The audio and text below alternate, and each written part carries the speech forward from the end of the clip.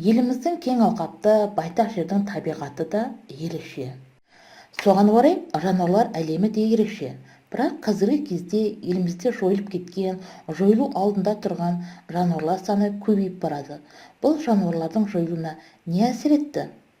Назар аударып экранға қарасаңыздар, бірінші бағанда табиғи әсерлер жазылған.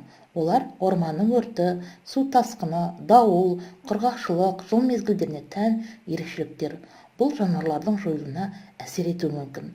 Мысалы, бір жыл қыс қатаң болып немесе қуаңшылық болатын болса, жануарлардың кейбір түрлері жойылып немесе азайып кетуі мүмкін. Ал екінші бағанда жануарлардың жойылуына әсер ететін адамдардың іс-әрекеттері жазылған. Бұлардың ішінде браконьерлік өте үлкен зиян әкеледі. Одан басқа орманды кесу, батпақты құрғату, өндірістік құрылыс, егістерді кеңейту, қала салу, өндірістік қалдықтарды тастау, пайдалы қазбаларды өндіруде үлкен зиян келтіреді. Ал жануарлар әлеміне қорғану үшін қандай шаралар жасалынады дейтін болсақ, олардың бірі табиғатты қорғау туралы заң шығару. Қорық пен қорықшалар ашу, ұлттық саябақтарды құру, жануарларды зерттеп, бұлардың жаңа түрін шығару және қызыл кітапқа енгізу жатады. Қазақстанның қызыл кітабында 40-қа жуық жануар және 58 құс бар. Олар бірнеше санатқа бөлінген. Бірінші санат жойылу қаупі төнген немесе мүлде жойылып кеткен жануарлар жатса, екінші санатқа саны тез қысқарып бара жатқан жануарлар енген. Үшінші санатта сирек кездесетін жануарлар, төртінші санатта белгісіз толық зерттелмеген жануарлар, бесінші санатта арнайы бақылауды қажет ететін жануарлар енген екен. Енді осы жануарлар туралы шолу жасалып көрелік. Қара дегелек сирек кездесетін құс, Қазақстандағы саны 300-дей ғана. Әбілес, бұны сіздер жақсы білесіздер, қар барыс деп те атайды. Тянь-шань, Жоңғар, Алатауды және Алтайды мекендейді. Саны 200-ден аспайды.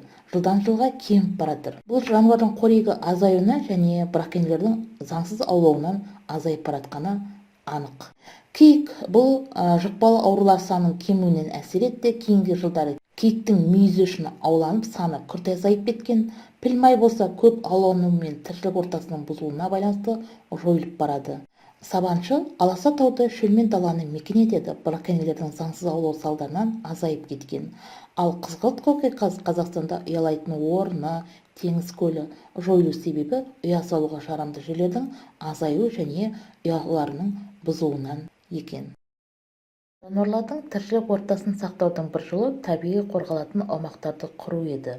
Мақсат табиғи аймақтарды сол күйінде сақтау, жануарлар мен өсімдіктердің сирек кездесетін және құрып бара жатқан түрлерін қорғау. Қазіргі кезде Қазақстанда 10 қорық, 50 қорықша, 26 республикалық деңгейдегі табиғат ескерткіші бар. Сонымен қатар еліміздегі көптеген қорықтар бар. Енді атап өтетін болсақ, Наурызым қорығы Қарағайлы орманды көлдерді сақтау мақсатымен құрылған қорық. Ал Ақсу-Жабағылы қорығы Қазақстанда құрылған ең алғашқы қорық. Алматы қорығы Іле Алатауының табиғи байлығын сақтау мақсатында құрылған. Енді Қорғалжын қорығына тоқтатын болсақ, сулы батпақты алқаптарды сақтау мақсатында құрылған екен. Барсакелмес қорығы Арал теңізінің экологиялық апатты аймағында орналасқан. Марқакөл қорығы оңтүстік Алтайдың табиғи кешенін қорғау және тану құрыш үшін құрылған қорық. Сонымен қатар елімізде Үстірт, Алакөл, Батыс Алтай, Қаратау сияқты көптеген қорықтар бар. Қорғалатын табиғи аумақ құрудың қандай пайдасы бар? Еліміздің табиғи және мәдени мұрасын сақтау үшін жанды табиғат түрлерін жойылып кетуден сақтау, қорғау, онда таза ауа, су, тағы басқа тіршілікке қажетті ресурстарды қамтамасыз ету, жанды табиғатты зерттеуге, ғылымның дамуына үлес қосу, қоғамның экологиялық мәдениетінің қалыптастыру, адам мен табиғаттың үйлесімді тіршілік ете алатынын көрсету, аймақтағы экологиялық туризмнің дамуына әсер ету. Міне, жануарларды қорғау мәселесі мемлекеттік деңгейде шешіліп жатады.